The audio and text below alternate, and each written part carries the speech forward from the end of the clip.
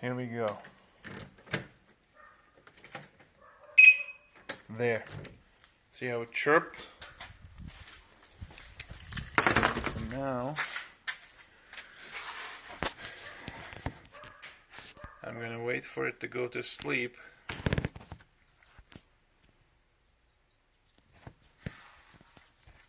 And see what the values look like. Before, without the chirp, it will pull almost half an amp. 0.45, 0.43. So now with the door latch physically locked by the key blade, the alarm chirped.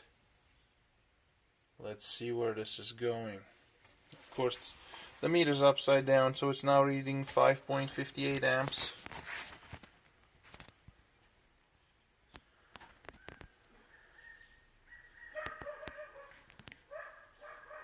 You want to see it drop.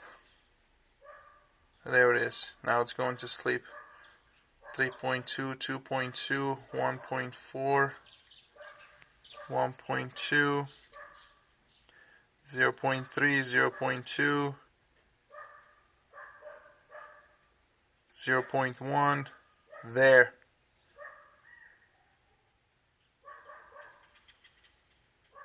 Yeah, that's a lot better than half an amp. So that's my meter going to sleep too. Yeah, that looks a lot better with the alarm chirping and the driver's door locked. So I think that latch, that door lock actuator is what's draining this thing. That'll be my next step anyway.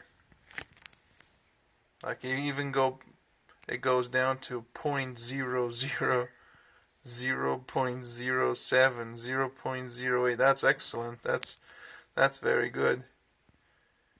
Yeah. That's like nothing. You will see the spike.